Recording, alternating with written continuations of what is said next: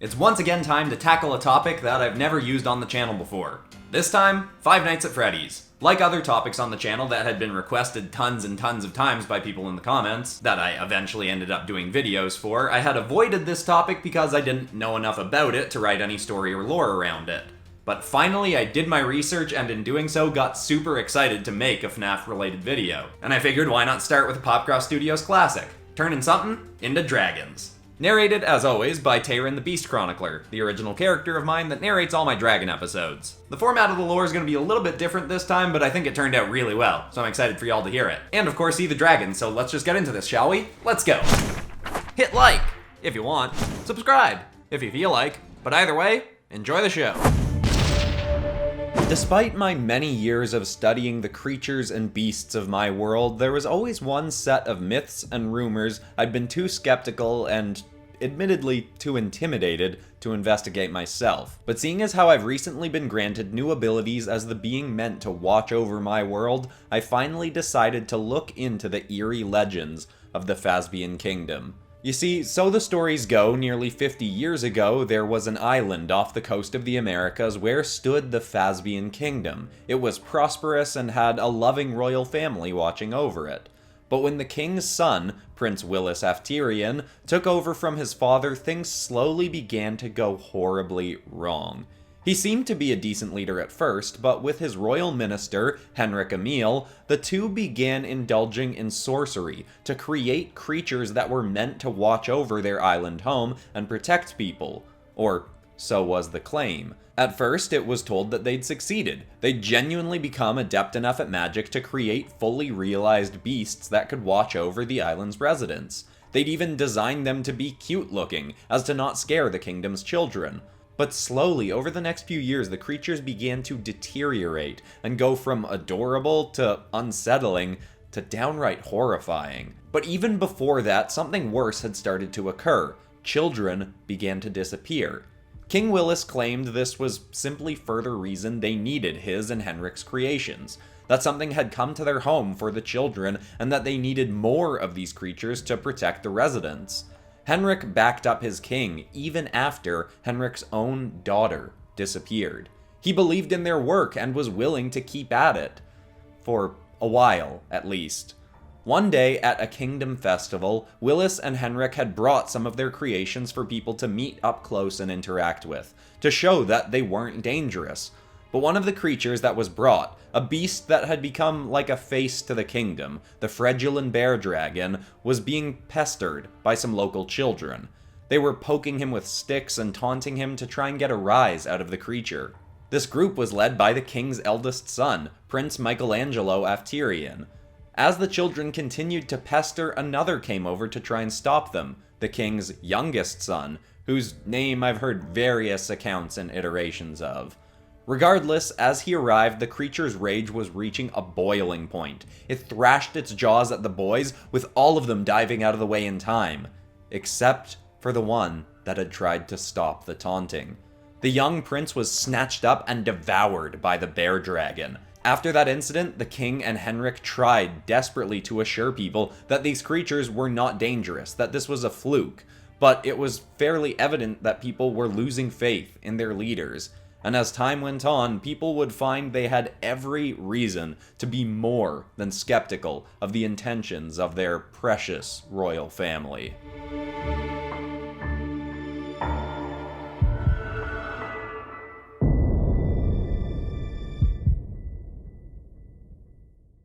Months after the devouring of the prince, with more children still disappearing, Henrik Emil finally gave up his creature creation efforts. His daughter was gone. He no longer believed his work was helping people, and he tried to convince King Willis to put their creations to rest.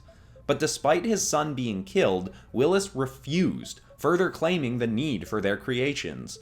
Eventually, Emil gave up trying to convince his old friend and simply left the kingdom, along with a handful of other citizens who were growing wary of the king's sanity.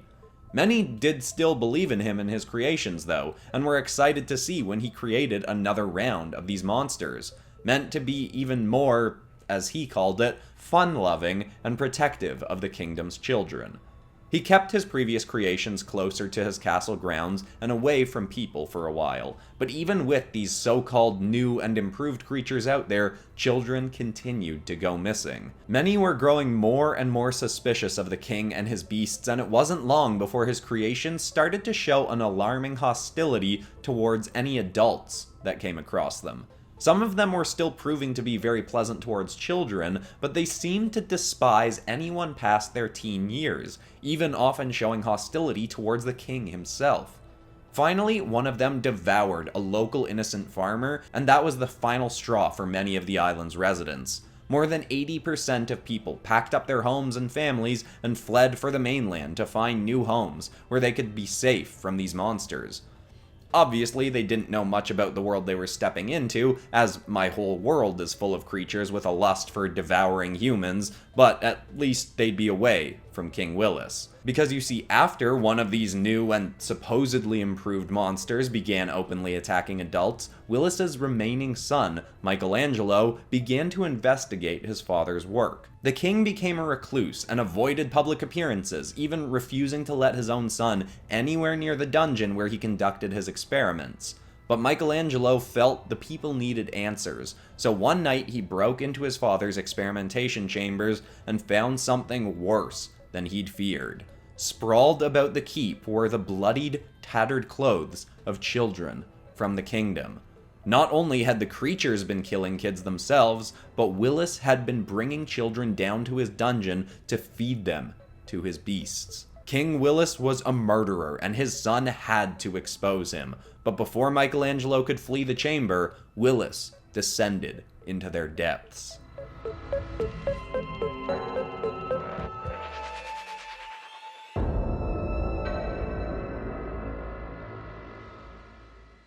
Confronted by his father and his horrible actions, Michelangelo drew a blade on his own flesh and blood, and his father didn't even try to reason with him.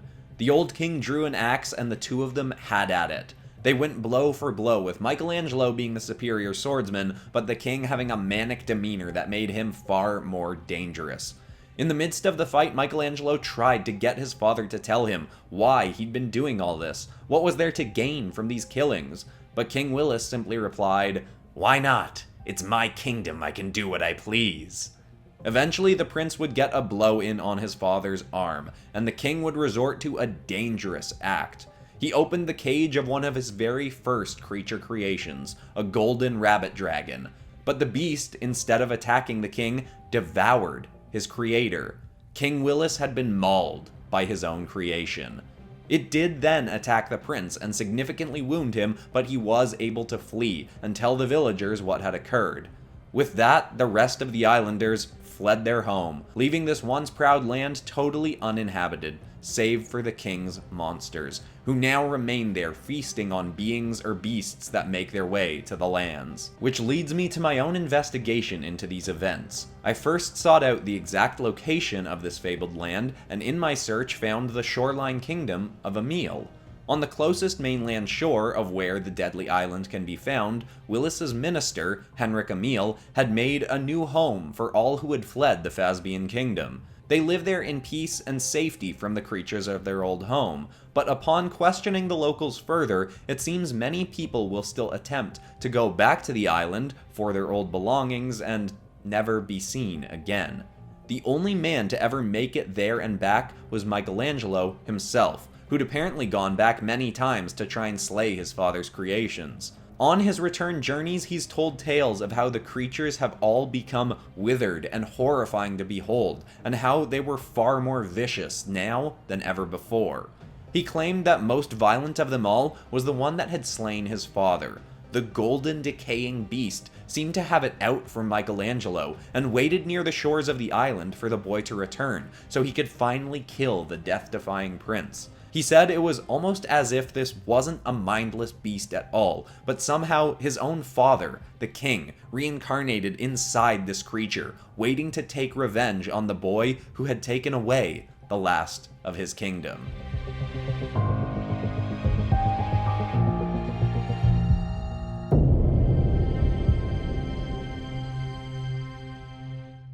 After hearing those tales, I finally decided to venture to the island myself. The whole land was dying and crumbling. The creatures lurked in the withering woods and in the bowels of the castle, and when I did finally encounter one up close, it immediately tried to devour me. It was a monstrous nightmare bird beast with a red eye and rows of massive teeth. It was like a zombified dragon with a slowly decaying body.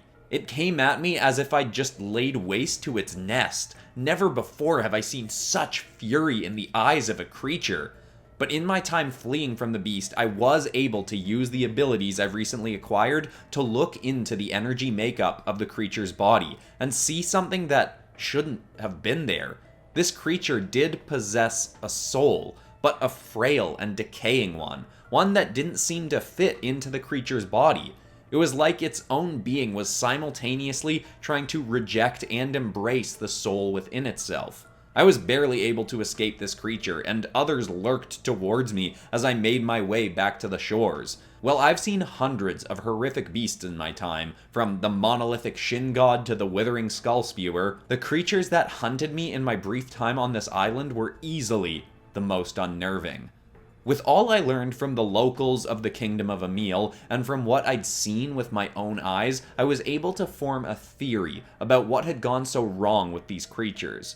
King Willis, for whatever his sadistic reasons, had created these monstrosities with an inherent desire to devour children, possibly on command only. But not fully understanding the powers he was channeling when he made them, he gave these creatures an ability that, honestly, I'm not even certain is possible. But if it is, then maybe he gave them the ability to absorb the souls of those they consumed.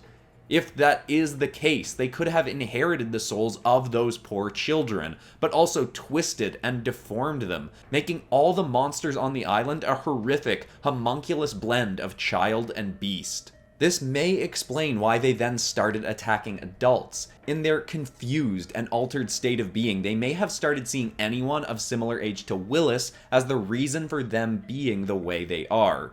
Now, as their states have deteriorated more and more, they've become so enraged that they'll simply attack anyone who finds their way to the once proud kingdom. If all of this is true, which even to me still feels like it could be a stretch, that would mean that King Willis's soul is still haunting the Isle, but now with all the power of one of his own beasts. I quickly fled the island, trying to figure out what step to take next. I had no definitive proof of my theory, but I knew that I had to do something. This was not a task I'd be able to undertake on my own with my current level of experience as the overseer of my world. But I swore after that event, after my time on that horrific island, that I'd find a way to return and free the souls trapped inside those monsters, and try to set everything right in the Fazbian Kingdom once and for all.